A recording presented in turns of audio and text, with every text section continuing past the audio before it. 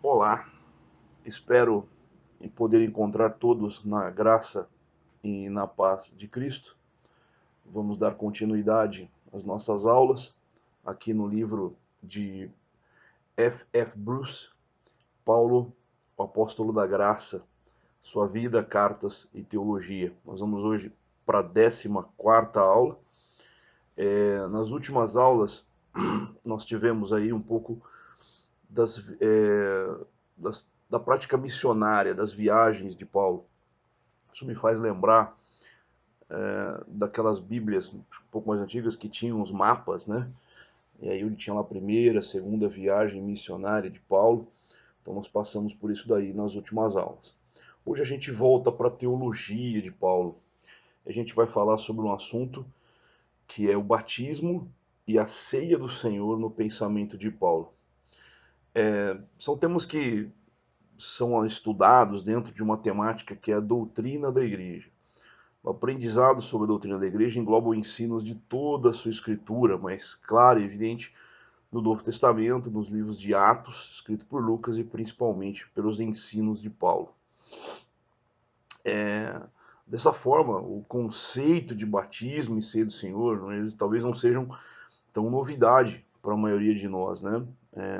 Mas é o contrário do que foi para Paulo, que era novo nessa coisa, apesar de toda a sua vida, de toda a sua bagagem no judaísmo.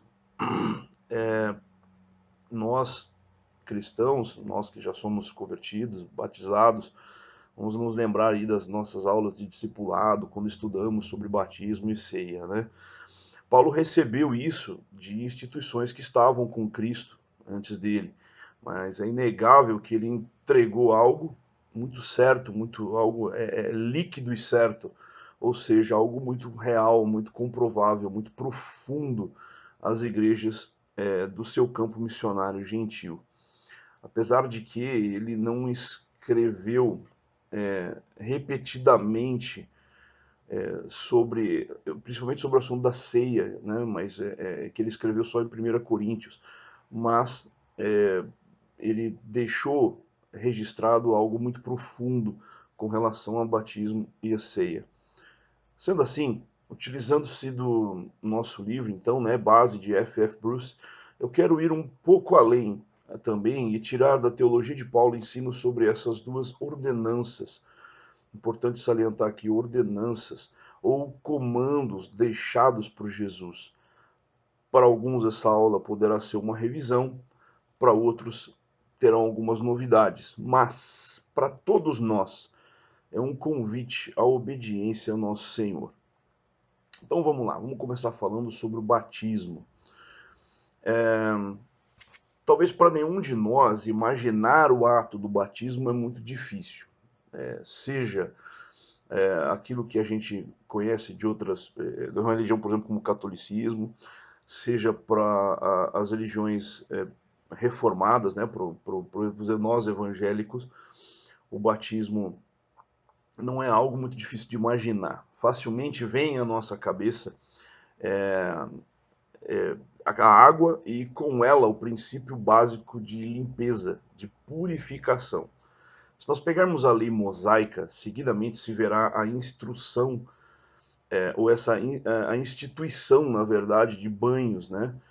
De lavar-se para a purificação.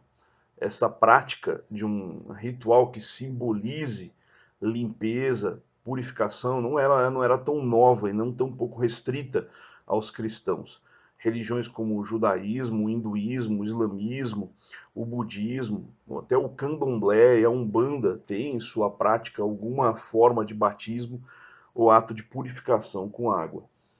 Na verdade, nós podemos dizer que todas as culturas religiosas adotaram ritos através de lavagem com água. Também o judaísmo contemporâneo, na época de Jesus, seguia essa prática. Os essênios tiveram essas práticas, que é atestada até pelas cisternas e piscinas de Qumran, né, lá dos manuscritos de Qumran, do Mar Morto, né? Se nós pegarmos também o texto de João 5, versos de 1 a 4, nós encontramos o seguinte relato. Depois disso havia uma festa entre os judeus e Jesus subiu a Jerusalém.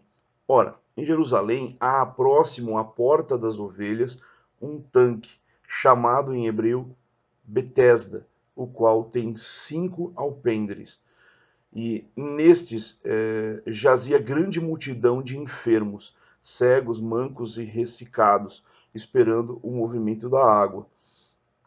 Porquanto um anjo descia em certo tempo ao tanque e agitava a água, e o primeiro que ali descia, depois do movimento da água, sarava de qualquer enfermidade que tivesse. Esse é um texto, acho que conhecido, quando Jesus faz a cura de um coxo, né, que ele não tinha como ir até o tanque, então todo mundo chegava antes dele, né, ele dizia. Mas então você já vê aí essa prática do batismo, do entrar nas águas, perdão, para a purificação, para a limpeza, para a cura. Mas no sentido metafórico, há de fato um batismo maior no Antigo Testamento. O apóstolo Paulo, refletindo a partir da experiência do batismo cristão, ele vê na bem conhecida travessia do Mar Vermelho do povo judeu, lá saindo do Egito, né, narrado pela Bíblia, em que todo o povo israelita foi simbolicamente batizado. Em 1 Coríntios 10, 1 e 2, é provável até que essa interpretação do apóstolo sobre esse assunto não seja uma originalidade sua, mas que fosse a interpretação comum dos mestres judeus, tanto mais que, desde o fim do cativeiro babilônico, começou a surgir entre o povo judeu a prática de um batismo dos prosélitos, que consistia numa cerimônia em que os gentios convertidos ao judaísmo eram mergulhados ou lavados em água, para que passassem também sob a nuvem do Mar Vermelho. Essa é a primeira forma de batismo administrada na Palestina. O texto de 1 Coríntios 10, então 1 e 2, diz assim: Ora, irmãos, eu não quero que ignoreis que os nossos pais estiveram todos debaixo da nuvem, e todos passaram pelo mar, e todos foram batizados em Moisés, na nuvem e no mar. Olha só. Depois a gente vai ver João Batista. João Batista introduz um conceito de batismo de arrependimento, já preparando o caminho para a mensagem de salvação em Cristo e nele. Em João Batista nós temos a distinção entre o batismo na água para a remissão de pecados e o batismo no Espírito, que seria administrado pelo mais forte que viria depois dele, por Cristo, né? Então apareceu João batizando no deserto e pregando o batismo de arrependimento para a remissão de pecados. E toda a província da Judéia e todos os habitantes de Jerusalém iam ter com ele, e todos eram batizados por ele no Rio Jordão, confessando os seus pecados. E João andava então vestido de pelos de camelo e com um cinto de couro em redor de seus lombos, e comia gafanhotos e mel silvestre, e pregava dizendo: Após mim vem aquele que é mais forte do que eu, do qual eu não sou digno de, abaixando-me, desatar as correias das suas sandálias. E aí, em verdade, eu tenho-vos batizado com água. Porém, ele, né, vos batizará com o Espírito Santo. Isso é o texto de Marcos 1, Marcos capítulo 1, versos de 4 a 8. Assim, é com o cristianismo que esse rito adquire um significado novo, como a imersão purificadora do pecado e a infusão do Espírito Divino, a partir do qual surge uma vida nova. É em Cristo que nós temos esse batismo completo. Quando se pega a profecia de João Batista e o derramamento do Espírito no Pentecostes, podia-se imaginar até que os primeiros cristãos abandonariam o antigo batismo com água, substituindo por algo então melhor, né, que foi o batismo com o Espírito. Mas não foi o que eles fizeram. Eles continuaram a batizar os convertidos para a remissão dos pecados na água, só que agora esse batismo fazia parte de uma experiência muito mais abrangente, também significando o recebimento do Espírito Santo. deixando aqui claro que a nossa tradição batista, ela é bem clara com relação a isso. Não tem dois batismos. Quando nós aceitamos a Cristo, nós cremos, nós somos batizados e batizados com água e batizados com o Espírito. Deus, Jesus nos concede, através de Jesus nos é concedido o Espírito. Algumas religiões, especialmente pentecostais, eles dizem claramente sobre dois batismos separados, né, para o recebimento, para a limpeza e purificação e para o recebimento de Cristo em momentos distintos, né? Então vamos lá. O batismo dos cristãos, como Paulo ensina em suas cartas, constitui a fronteira entre a sua antiga existência não regenerada e a sua nova vida em Cristo. Ou seja, ela marcava a sua morte para a ordem antiga e a sua ressurreição para uma nova ordem, uma nova vida. De modo que, para um cristão batizado, permanecer no pecado era tão absurdo como um escravo emancipado permanecer sujeito ao seu antigo dono. Que diremos, pois? Permaneceremos no pecado para que a graça seja mais abundante? De modo nenhum. Nós que estamos mortos para o pecado, como viveremos ainda nele? Ou não sabeis que todos quanto fomos batizados em Jesus Cristo, fomos batizados em sua morte?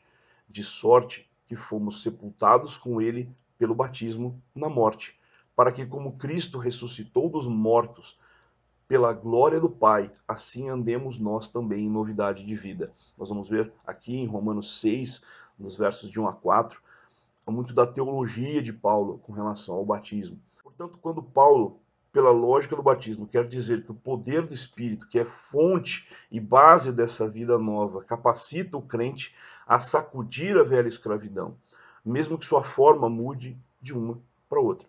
Além disso, Paulo não oferece nenhuma base para supor que o batismo não faz nenhuma diferença prática, ou que ele é um acréscimo opcional à vida cristã.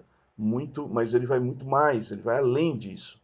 Ele toma por certo que todos os crentes foram batizados, assim como toma como certo que eles receberam o Espírito Santo. Então, isso embasa um pouco do que eu falei há pouco, sobre o batismo ser completo.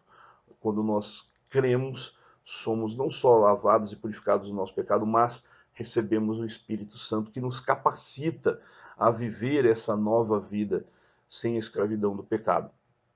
Mas, de forma direta, o que é o batismo? Vamos começar direto ao ponto. A palavra grega para batismo significa mergulhar, banhar, imergir. Alguma coisa com água. Esse é o significado mais padrão e comum do termo. Bom, no sentido de imergir, portanto, ele é apropriado e até exigido pela palavra em diversas passagens do Novo Testamento. Em Marcos 1,5, as pessoas eram batizadas por João. E o texto diz assim: em toda a província na Judéia e todos os habitantes de Jerusalém iam ter com ele, e todos eram batizados por ele no Rio Jordão, confessando os seus pecados. Você não vê, João não procurou, simplesmente levou uma tina de água, uma quantidade de água. O texto diz que ele estava no rio. Ele procurava lugares onde tinham quantidades de água, o que faz nos entender que as pessoas estavam dentro da água, iam para dentro da água. Né? No texto, por exemplo, quando Jesus foi batizado, ele diz que logo que saiu da água, viu os céus abertos e o Espírito que como pomba descia sobre ele. Então ele vai deixar bem claro que ele saía de dentro da água, o que dá realmente a ilusão de por que eu estava dentro de um rio. Simplesmente para que alguém levantasse um pouco de água, não, também faz muito sentido de que você se imergia alguém dentro da água. Afinal de contas, essa inclusive é a expressão exata dita no grego para se referenciar a esse ato de banhar, esse ato de imergir na água. No texto grego especifica que ele saiu de dentro da água, não é? Então, e não que tenha se afastado dela. Em terceiro lugar, o simbolismo da união com Cristo em sua morte, sepultamento e ressurreição parece requerer o batismo por imersão. De sorte que fomos sepultados com ele pelo batismo na morte, para que, como Cristo ressuscitou dos mortos pela glória do Pai, assim andemos nós também em novidade de vida. porque não fomos plantados juntamente com ele na semelhança de sua morte. Nós também seremos, se fomos plantados juntamente com ele na semelhança de sua morte, também o seremos na sua ressurreição. Sabendo isso, que o nosso velho homem foi com ele crucificado, para que o corpo do pecado seja desfeito, a fim de que não sirvamos mais ao pecado. Portanto, não é possível simplesmente dizer que o simbolismo do batismo é simplesmente pela limpeza dos pecados, mas também para simbolizar, como Paulo escreveu aos Romanos, essa questão da morte e renascimento. O pastor Tabiri Anabiwele ensina que o batismo é um sinal e um selo. Citando a Confissão de Fé de Westminster, ele diz que batismo é o sinal e selo do pacto da graça, do crente ser enxertado em Cristo, da regeneração, da remissão dos pecados e de sua entrega a Deus por meio de Jesus Cristo, para andar em novidade de vida. Lembram da definição de evangelho? Cristo morreu, foi sepultado e ressuscitou, e com isso ele venceu o pecado, derrotou a morte. O batismo é como um grande painel piscando a palavra evangelho, evangelho. Pelo batismo, nós escancaramos para o mundo, tornamos público o que Cristo fez por nós e que agora nós somos participantes dessa graça. Então, o batismo, ele é um selo. E o que era um selo na antiguidade? Era uma marca de cera que marcava um documento oficial e legalmente vigente. Com o batismo, Deus toma a promessa geral do Evangelho e a aplica a nós em especial. No mundo antigo, a mesma palavra se referia a marcas feitas no corpo, como provas de propriedade. Isso me faz lembrar das marcas nos umbrais das portas que Deus ordenou ao povo no Egito, antes da morte dos primogênitos. Essa marca é gravada inicialmente nos corações pela fé e obediência era agora trazida de forma visual para diferenciar aqueles escolhidos. O batismo significa isso para nós cristãos protestantes. Tendo crido no Evangelho, nos tornamos participantes da graça na morte e ressurreição de Cristo. Nós somos selados pelo Espírito Santo como propriedades de nosso Senhor e Salvador. As mudanças ocorridas em nosso interior são tornadas exteriores, para que isso proclame ainda mais o Evangelho e glorifique a Deus. O batismo, então, ele também é um símbolo de identidade, ok? O batismo tem uma beleza imensa. Observando o que o batismo significa, nós vemos uma beleza imensa, a beleza das multiformes riquezas encontradas em Cristo. Em primeiro lugar, o batismo mostra visivelmente a expiação realizada por Jesus. Paulo disse aos Colossenses, no capítulo 2, versos de 13 a 15: Vocês estavam mortos por causa de seus pecados e da incircuncisão de sua natureza humana.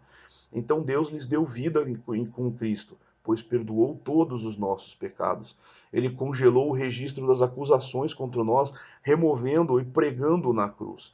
Desse modo, desarmou os governantes e as autoridades espirituais e os envergonhou publicamente ao vencê-los na cruz. Que maravilha isso! E segundo lugar, o batismo representa então a nossa união espiritual, a união espiritual do pecador com Cristo em sua morte. Porque se formos unidos com ele na semelhança de sua morte, certamente o seremos também na semelhança da sua ressurreição, como vimos em Romanos 6, verso 5. Em terceiro lugar, o batismo ilustra a nossa união não apenas com Cristo, mas também com o seu corpo, ou seja, com a igreja. Através do batismo, nós somos feitos um só espírito. Todos nós fomos batizados em um corpo. Nós somos batizados em um corpo. Em 1 Coríntios 12, verso 13, Paulo disse isso. Isso é demonstrado mais concretamente pelo compromisso que nós temos em nos tornarmos membros de uma igreja local.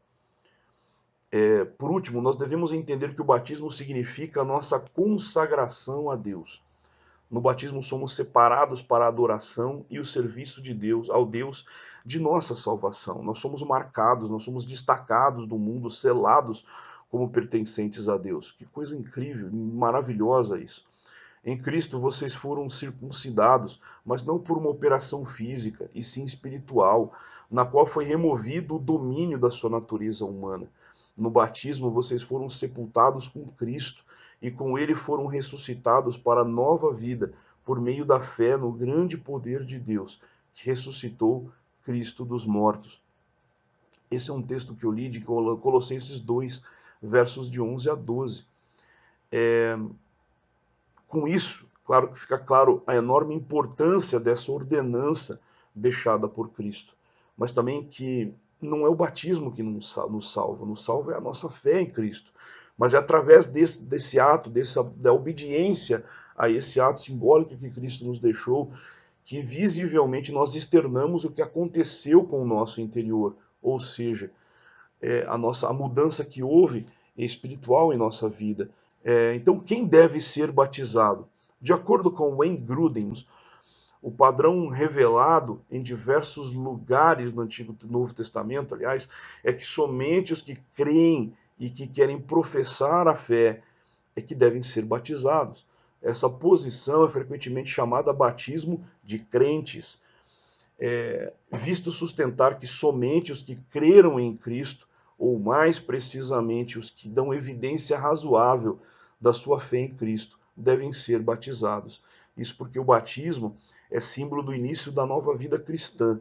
Ele deve ser ministrado somente aos que de fato começam a trilhar a vida cristã.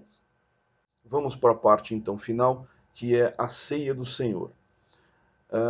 A ceia do Senhor foi motivo de diferenças na pós-reforma da igreja. Reformadores como Lutero, Zwinglio e Calvino tiveram as suas diferenças, seus rachas quanto a esse ponto.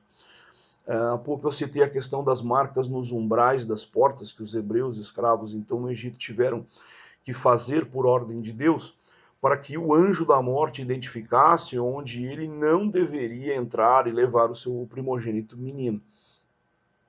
O que Deus ordenou que o povo fizesse? Sacrificar um cordeiro sem mácula para que cada família, de cada família, e colocar o sangue desse sacrifício sobre esses umbrais nas portas. Em Êxodo 12, Deus ordena que Moisés instrua o povo a criar um memorial que seria para sempre, de sacrificar um cordeiro sem mácula e comerem, acompanhado de pães e ervas amargas. Então, você já tem aqui em Êxodo a prática também da mesa, da família se reunir em torno da mesa e comer para lembrar desse sacrifício.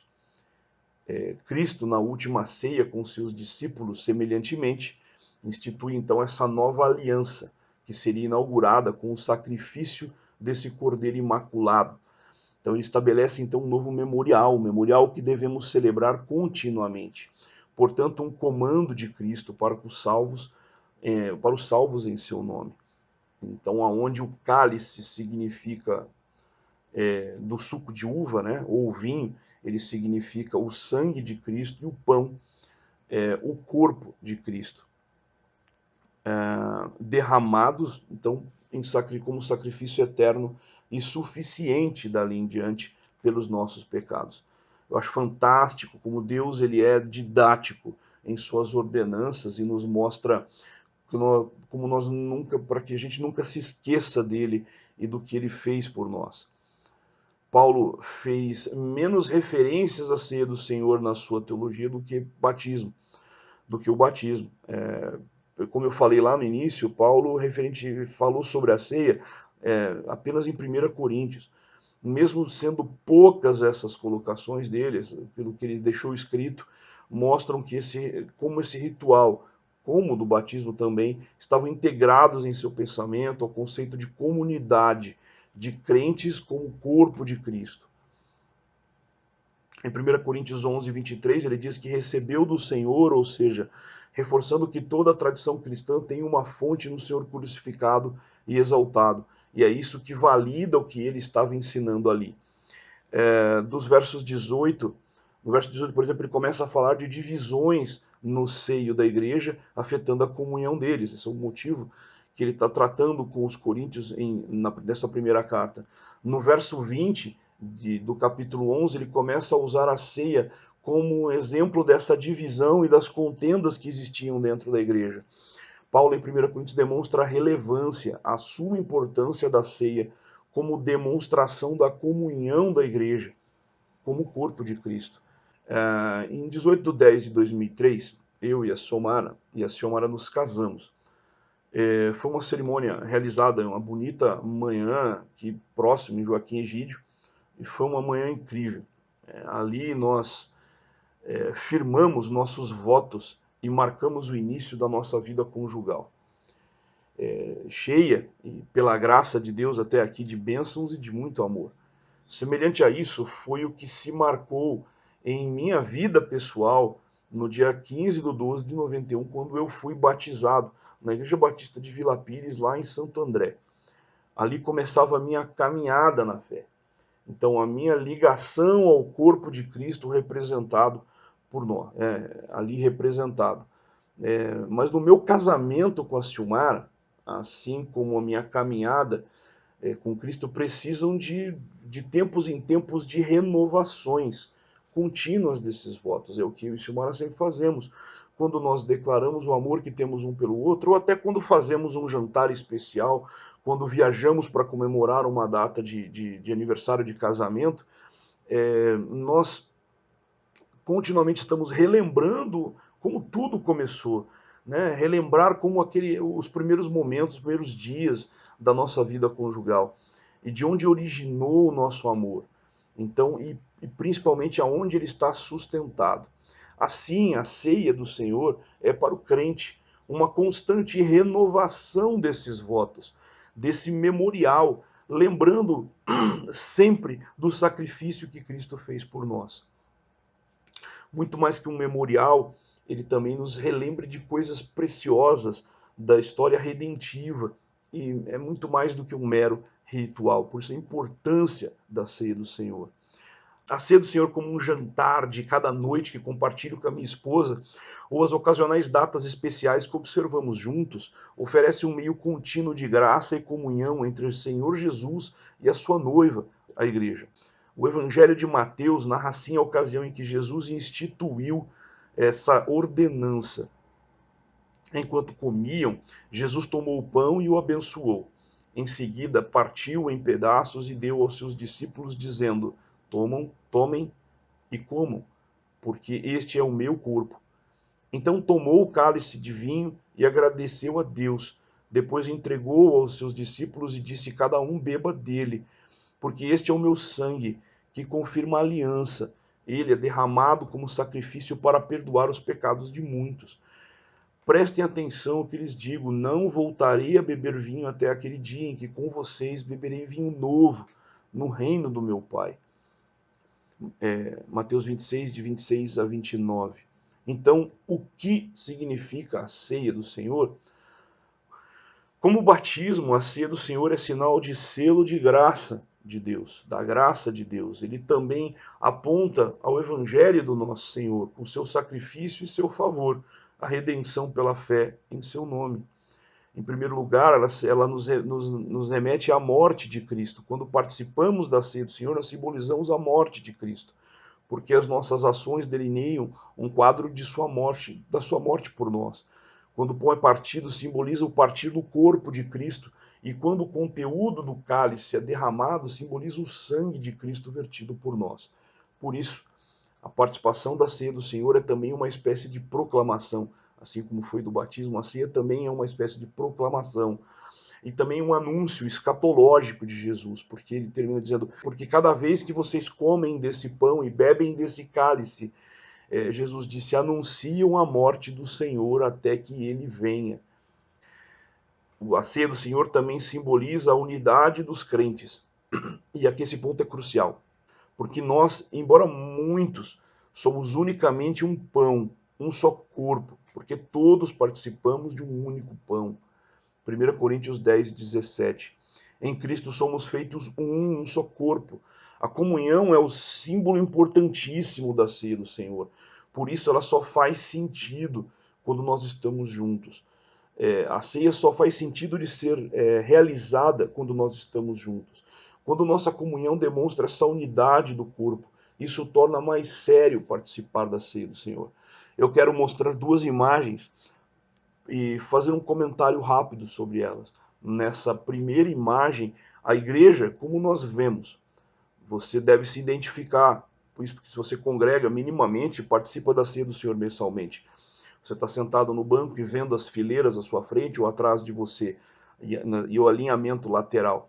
E nós vemos os pastores ali no palco, mais à frente, com a mesa, com os elementos da ceia, e é assim que nós visualizamos essa mesa. Então ela não tem, nós temos pessoas à nossa frente e atrás da gente, né? Esse alinhamento que nós temos de dentro da igreja. Agora, veja essa segunda imagem. Nós vemos a ótica com a qual nós precisamos ver a mesa do Senhor.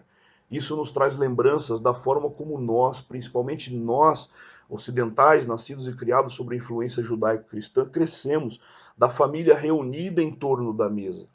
A refeição servida sobre a mesa e a família reunida em torno dela. Pai, mãe, os irmãos.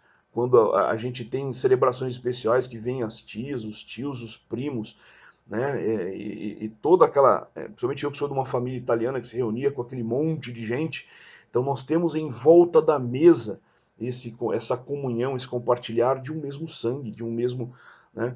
E é assim que nós precisamos ver a ceia do Senhor, como uma refeição onde juntos em família lembramos e celebramos o Evangelho, o corpo e o sangue de Cristo dado por nós em sacrifício e a sua vitória sobre a morte para que tivéssemos vida, para que tivéssemos o direito de, como filhos adotados, participarmos dessa mesa.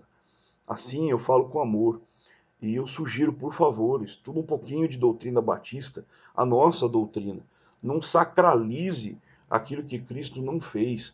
Por quê? Porque a ceia não deve ser adorada, mas sim o Senhor que nos convida a participarmos dessa mesa, por toda a eternidade com Ele.